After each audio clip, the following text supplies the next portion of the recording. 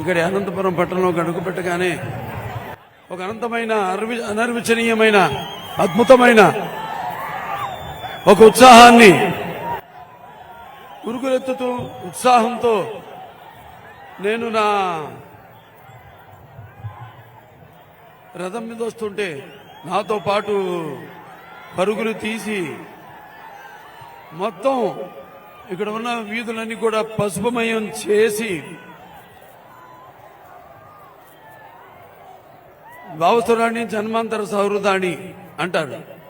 అంటే పోయిన జన్మలో మనకున్న పరిచయాలతో ఒకరిద్దరిని జన్మలో పొందవచ్చు అంటారు. కానీ ఇంతమంది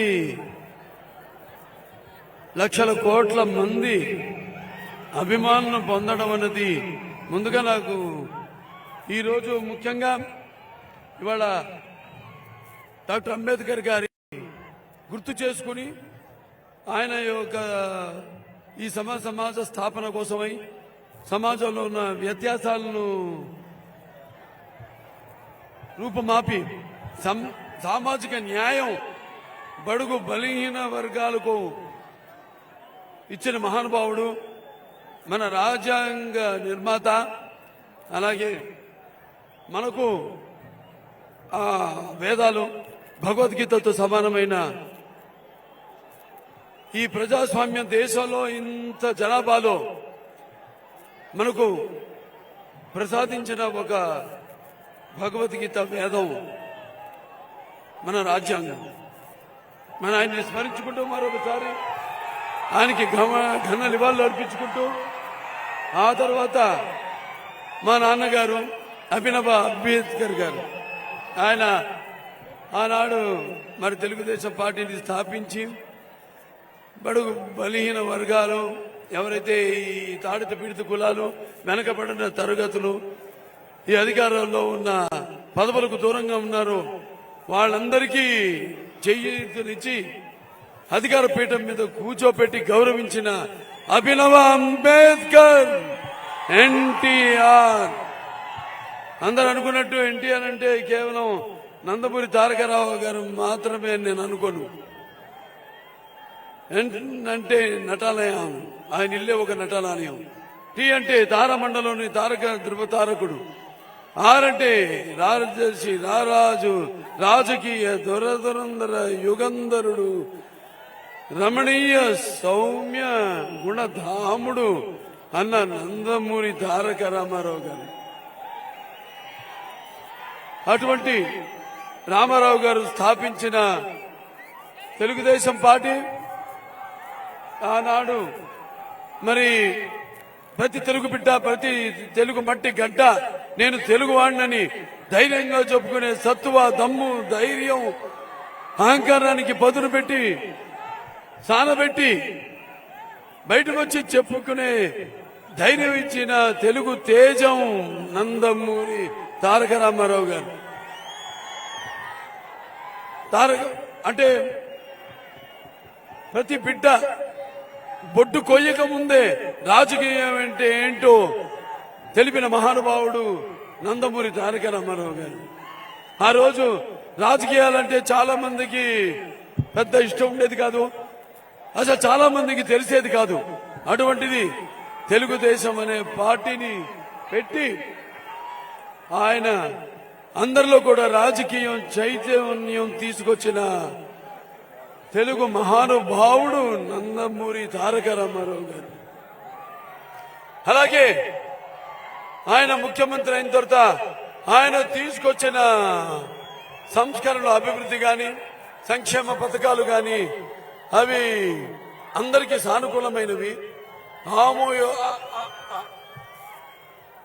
ఆమోయోగమైనవి. ఎన్టీఆర్ రాజకీయాల్లోకి రాకముందు, వచ్చిన తర్వాత ఆయన తీసుకొచ్చిన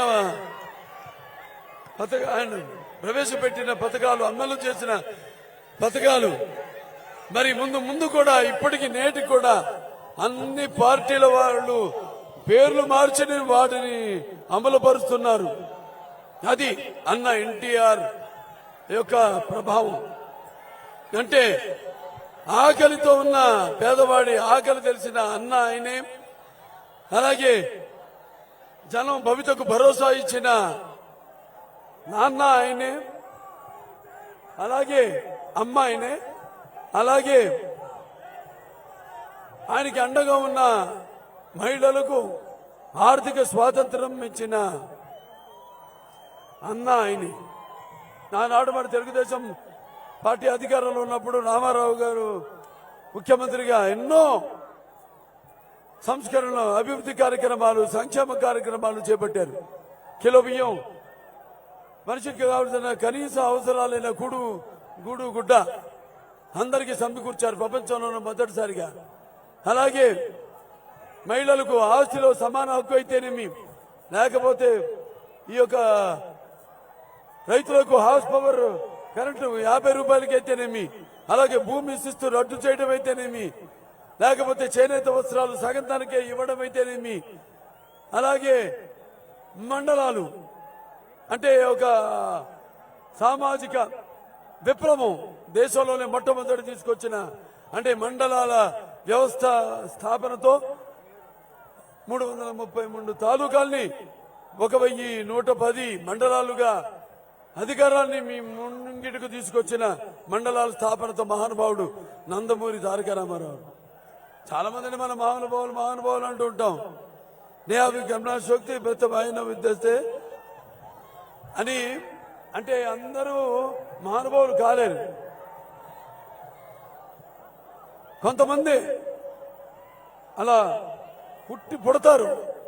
ఎందుకంటే వారు నిన్నట్టు నా కారణ అంటే ముందుగా ఆయన్ని నాకు ఈ ధన్యమైన జన్మనిచ్చి నన్ను మీ అందరి గుండెల్లో ఆయన ప్రతిరూపంగా నిలిపినందుకు విశ్వవిఖ్యాత నట సార్వభౌముడు, అలాగే విశ్వానికే నట విశ్వరూపం ఎలాంటితో చూపిన కారణ జన్ముడు, ఆ మహానుభావులనే అంటాం కారణ జన్ముడని. మరి మా నాన్నగారు నా దైవం, నా గురువు ఆయన అభినవ అంబేద్కర్, అభినవ మన భగీరథుడైతేనేమి, ఎన్ని పేర్లతో ఆయన కొలిచిన ఆయన రుణం మనం తీర్చుకోలేము.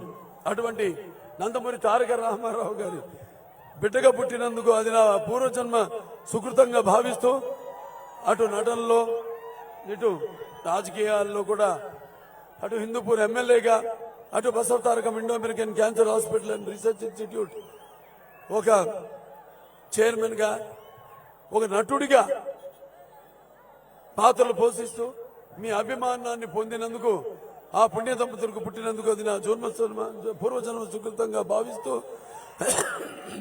మీ అందరికీ మరొకసారి ఆ కళామ తల్లికి, ఆ భగవంతులకు నా కృతజ్ఞతలు తెలియజేసుకుంటూ, మరి ఎవరైతే సమాజం దేవాలయం ప్రజల దేవుళ్ళు నేను అందులో ఒక అర్చకుణ్ణి అని కొలిచాడో, ఎవరైతే కొలవబడ్డాడో ప్రజల చేత, మరి వాళ్ళనే దేవుళ్ళుగా కొలిచిన ఆ మహానుభావుడు, మరి ఆ తర్వాత ఆయన మానసిక పుత్రికైన ఈ యొక్క తెలుగుదేశం పార్టీని అదే క్రమశిక్షణతో మన చంద్రబాబు నాయుడు గారు ఆ పార్టీని ముందుకు నడుపుతున్నారు. మన తెలుగు ప్రజల యొక్క తేజస్సు ప్రపంచానికి తెలిపిన మహానుభావుడు కూడా ఒక చంద్రబాబు నాయుడు గారు. సరే, ఇవాళ చూస్తున్న పరిస్థితులు మళ్ళీ ఎన్నికలు వచ్చాయి. ఇప్పుడు ఈ ఇది మామూలు సామాన్యమైన ఎన్నికల యుద్ధం కాదు.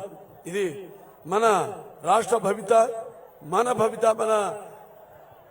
ముందు తరాల భవిత అంతా కూడా ఈ ఎన్నికల మీద ఆధారపడింది.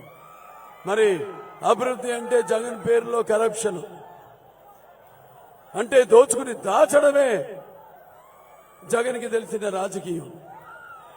ఇంకోసారి గెలిపించారనుకోండి, మనల్ని కూడా అమ్మేసి డబ్బులు చేసుకునే రకం ఈ జగన్. దొంగకి చేతికి తాళం ఇస్తే అలాగే జగన్ చేతికి అధికారం ఇచ్చిన ఒకటే, అది గుర్తుపెట్టుకోండి మీరంతా. మరి దొంగల్లో మామూలు దొంగ కాదు, అసామాన్యమైన దొంగ. మనం పసుపు రంగును ఎప్పుడు మనం గుర్తుపెట్టుకోవాలి. పసుపు అంటే మనకి శుభానికి సూచకం. అలాగే మన పసుపు అంటే మరి ఆనంద వేడుకలకు ఆహ్వాన గీతం మన పసుపు ఆరోగ్యానికి గొప్ప ఆయుర్వేద ఔషధం. అలాగే మన పసుపు మన ఆత్మాభిమానానికి నిలువెత్తు కేతనం. అలాగే మన పసుపు ఆత్మగౌరవానికి ఎగరేసిన కేతనం. అలాగే మన పసుపు ఆత్మవిశ్వాసానికి నిజమైన సంతకం. అలాగే మన పసుపు అభివృద్ధికి నిదర్శనం.